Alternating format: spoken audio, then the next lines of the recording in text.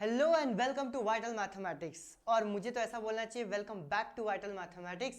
Reason इसका ये है कि क्लास 9th की हमारी वीडियो आ रही थी एंड कुछ समय के लिए रुक गई थी। एनीवे वो इसलिए रुकी थी ताकि हम इस तरीके से पढ़ाई कर सकें, ठीक है।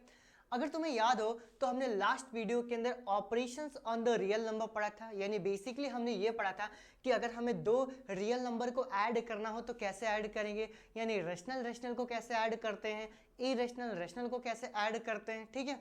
और ये हमने बहुत सारे उसके एग्जाम्पल्स करे थे, अगर तुम्हें याद हो तो, ठीक है। आगे बढ़ते हैं। फिर हमने कुछ एक फॉर्मूलेस याद करे थे, इनको एक बार फिर से रिवाइज करते हैं। जैसे पहला फॉर्मूला हमने क्या याद किया था, a प्लस बी का होल स्क्वायर का फॉर्मूला क्या होता है, A square plus 2ab plus B square. A minus B का होल स्क्वायर का फॉर्मूला क्या होता है, A square minus 2ab plus B square. A square minus B square का formula A plus B, A minus B, ठीक है। और मैंने तुम्हें बताया था कि कुछ प्रॉपर्टी होती है, इसको हम बोलते हैं डिस्ट्रीब्यूटिव प्रॉपर्टी। यानी कि अगर हमारे पास a बाहर दे के रखा और अंदर दो वैल्यू है तो इस a का मल्टीप्लाई अंदर कैसे करेंगे। और हमारे पास a प्लस बी अगर एक ब्रैकेट में है, दूसरा हमारे पास अलग ब्रैकेट में है, तो इस a का मल्टीप्लाई इन दोनों से होता है एंड फिर b का भी मल्टीप्लाई इन दोनों से होता है। बेसिकली हमने ये पढ़ा था। और क्या पढ़ा था, हमने रैशनलाइजेशन पढ़ा था कि रैशनलाइजेशन हम कैसे करते हैं। जो भी नीचे हमारे पास साइन दे के रखा उसको हम चेंज करके ऊपर और नीचे मल्टीप्लाई करते हैं, कि ये चीज़ हमने पढ़ लिया था, ये रैशनलाइजेशन हो गया।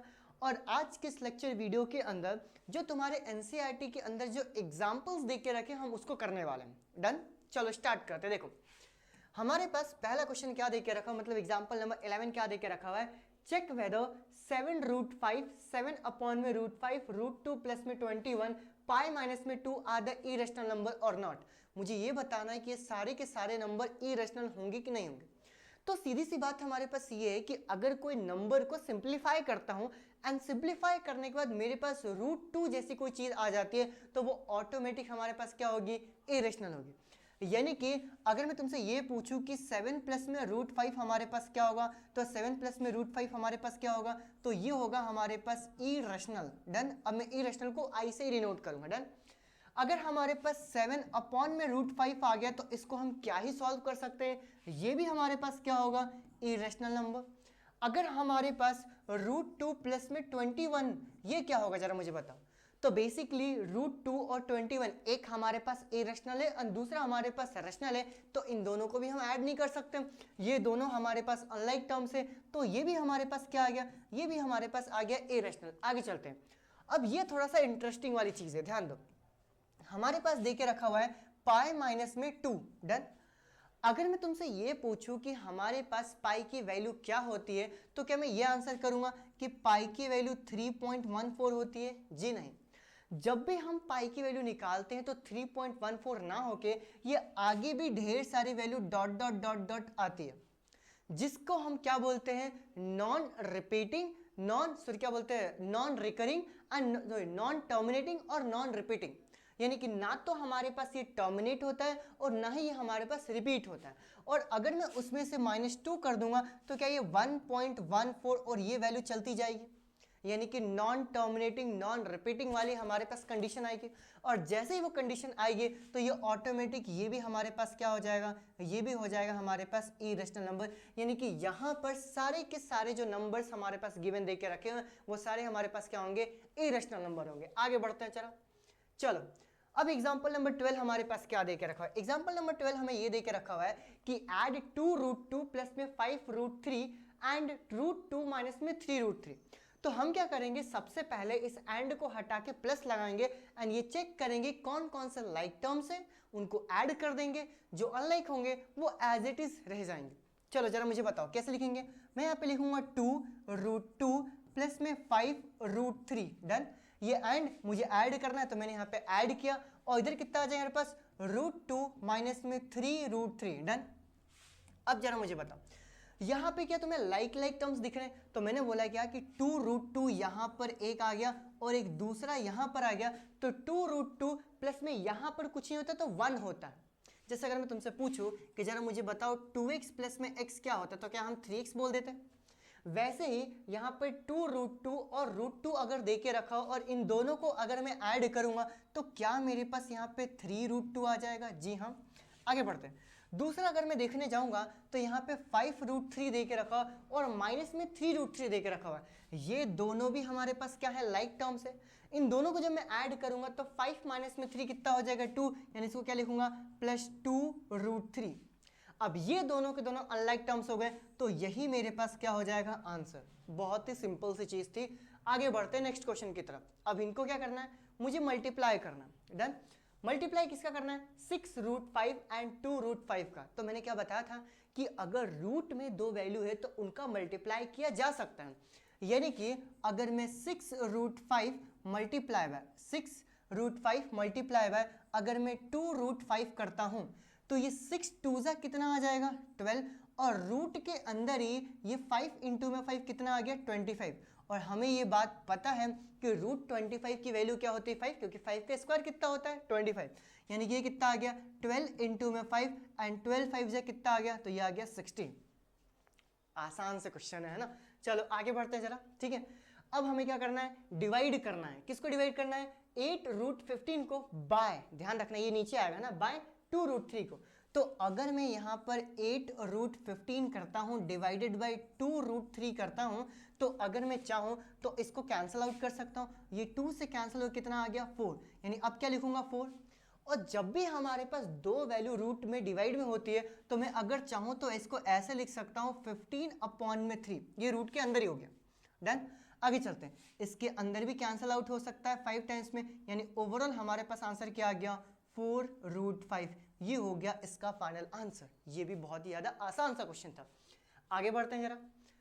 अब इसको हमें क्या करना है, सिंप्लीफाई करना है इस एक्सप्रेशन को। अब अगर मैं ध्यान से देखूं तो ये दो अलग अलग वैल्यूज हैं, ये भी दो अलग अलग वैल्यूज हैं।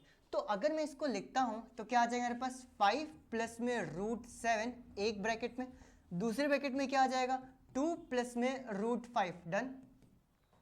जब मैं इसको अंदर मल्टीप्लाई करने जाऊंगा तो 5 का मल्टीप्लाई इन दोनों से होता है। तो इसको लिखते कैसे जरा मैं समझाता हूं। देखो, सबसे पहले जो 5 दे के रखा इस मैंने 5 को लिखा, और ये जो ब्रैकेट वाली वैल्यू है ना इसको यहाँ पे लिखूं, यानी कि 2 प्लस में √5, यानी 5 का मल्टीप्लाई मुझे इन दोनों से करना है।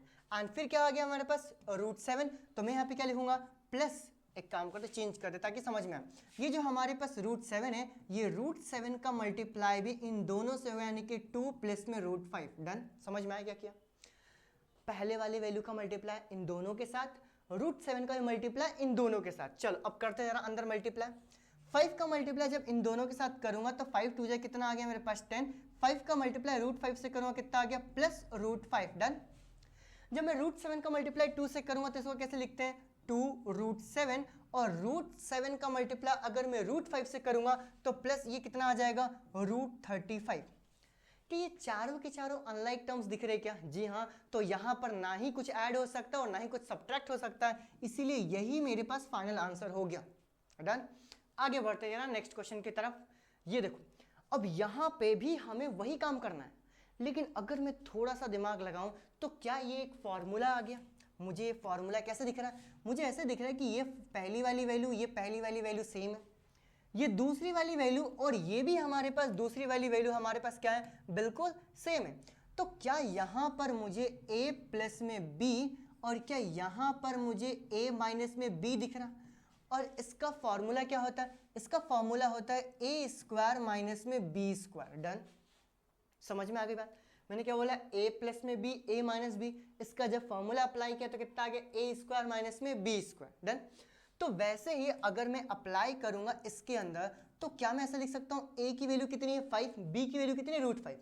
तो क्या मैं ऐसा लिख सकता हूं 5 का स्क्वायर माइनस, ये दिख रहा है, ये a का स्क्वायर, वैसे ही माइनस b की वैल्यू क्या है √5, तो मैंने यहाँ पे क्या लिखा, √5 का स्क्वायर। डन।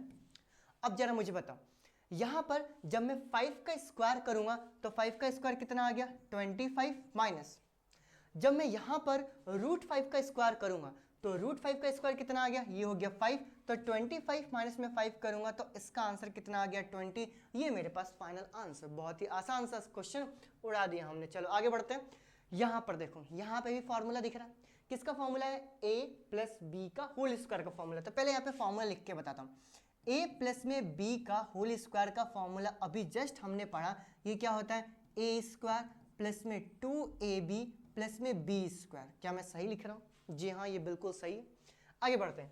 यानी कि अगर हमारे पास ये वैल्यू दे के रखा हुआ है √3 प्लस में √7 का होल स्क्वायर, तो जरा मुझे बताओ क्या ये a की वैल्यू है और ये b की वैल्यू है? डन, ठीक है। तो जब मैं a प्लस बी का होल स्क्वायर का फॉर्मूला अप्लाई करूंगा तो हमारे पास ये क्या आ जाएगा? √3 का होल स्क्वायर प्लस, ठीक है। आइए क्या करेंगे हम? 2ab यानी कि 2 multiply by √3 multiply by √7 plus फिर क्या आ जाएगा? b स्क्वायर यानी कि √7 का होल स्क्वायर। डन, आगे बढ़ते हैं। अब जरा मुझे बताओ √3 का होल स्क्वायर क्या हो जाएगा? √3 का होल स्क्वायर कितना आ गया? 3 प्लस यहाँ पर कितना आ गया? 2 और √3 इंटू में √7 करूंगा तो क्या मेरे पास √21 आ जाएगा क्या? जी हाँ, बिल्कुल सही, ठीक है। आगे बढ़ते हैं। √7 का स्क्वायर करूंगा तो ये कितना आ गया? 7। और यहाँ पर मुझे यही दो लाइक टर्म्स दिख रहे हैं, एक तो मुझे 7 दिख रहा है, एक 3 दिख रहा है, तो 7 और 3 को ऐड करूंगा, कितना आ गया मेरे पास? 10 प्लस में इधर कितना आ गया? 2√21। ये मेरे पास आ गया फाइनल आंसर। क्लियर हो गई बात? आगे बढ़ते हैं नेक्स्ट क्वेश्चन की तरफ। अब ये देखो, क्या ये भी वही चीज है? a minus B, a plus B, यहाँ पे लिख देता हूँ तुम्हारे लिए, a माइनस में b एक ब्रैकेट में, दूसरे ब्रैकेट में a प्लस में b, और इसका फॉर्मूला क्या हो जाएगा? ये हो जाएगा a स्क्वायर माइनस में b स्क्वायर। डन, चलो अप्लाई करते हैं जरा इस फॉर्मूले को। तो यहाँ पे क्या आ जाएगा मेरे पास? मैं ऐसा लिखूंगा √11 का होल स्क्वायर माइनस में √7 का होल स्क्वायर। डन, √11 का स्क्वायर करूंगा तो 11 माइनस √7 का स्क्वायर करूंगा तो 7, तो 11 माइनस में 7 जब मैं करूंगा तो इधर कितना आ जाएगा? 4, और ये 4 ही हमारे पास आंसर। बहुत ही आसान से क्वेश्चन है। आगे बढ़ते हैं, चलो इसको रैशनलाइज करना है। ये एग्जाम्पल नंबर 16 है हमारे पास। तो अगर रैशनलाइज करना है तो रैशनलाइज करने का मतलब क्या होता है कि अपॉन में हमारे पास रूट की वैल्यू नहीं होनी चाहिए। डन, तो मैं क्या करूंगा? ऊपर और नीचे इसको मल्टीप्लाई कर दूंगा, किससे? √2 से। तो √2 अपॉन में √2 से जब मैं मल्टीप्लाई करूंगा तो ऊपर √2 इंटू में 1 कितना आ गया? √2 डिवाइडेड बाय नीचे जब मैं मल्टीप्लाई करूंगा तो √2 इंटू में √2 कितना आ गया? ये आ गया 2, और यही मेरे पास हो गया आंसर। ये आंसर क्यों हो गया? क्योंकि अपॉन में हमारे पास रूट नहीं देके रखा हुआ है, ठीक है। अपॉन में रूट क्यों नहीं होना चाहिए इसको मैंने पिछले वीडियो में समझा चुका हूं बहुत ही अच्छे तरीके से। डन, आगे बढ़ते हैं। चलो नेक्स्ट क्वेश्चन हमारे पास क्या है? इसको भी रैशनलाइज करना है। लास्ट वाला दिख रहा है ना? बिल्कुल। 1 अपॉन में 2 प्लस में √3 को हमें क्या करना है? रैशनलाइज करना है। तो मैं सबसे पहले क्वेश्चन लिखता हूं, क्या देके रखा है? 1 अपॉन में 2 प्लस में √3। यहां पर क्या करते हैं जरा मुझे बताओगे? यहां पे हम क्या करते हैं? ऊपर और नीचे मल्टीप्लाई करते, जो इसका साइन प्लस दे के रखा हुआ है इस बीच वाले साइन को मैं चेंज करूंगा और चेंज करके माइनस कर दूंगा। तो ऊपर और नीचे क्या आ जाएगा? 2 माइनस में √3, और नीचे भी 2 माइनस में √3। ऊपर और नीचे में क्या कर दूंगा? इसको मल्टीप्लाई कर दूंगा। डन, जब मैं 1 का मल्टीप्लाई इन दोनों से करूंगा तो मेरे पास क्या आ जाएगा? 2 माइनस में √3 डिवाइडेड बाय। अब जरा मुझे ध्यान से देख के बताओ, क्या यहां पर तुम्हें एक मिनट, क्या यहाँ पर तुम्हें a प्लस में b और इधर a माइनस में b का फॉर्मूला दिख रहा है क्या? और ये फॉर्मूला क्या होता है? a स्क्वायर माइनस में b स्क्वायर। ये एक ब्रैकेट में साइड में लिख लेना चाह रहा, ठीक है, या फिर इसी के नीचे लिख लेना। तो जब मैंने 1 का मल्टीप्लाई इन दोनों से किया तो कितना आ गया? 2 माइनस में √3। तो यहाँ पर क्या a प्लस में b और a माइनस में b का फॉर्मूला अप्लाई करूंगा तो क्या मैं यहाँ पर 2 का स्क्वायर माइनस में √3 का स्क्वायर कर सकता हूँ? समझ में आई बात? क्या कर दिया मैंने इधर?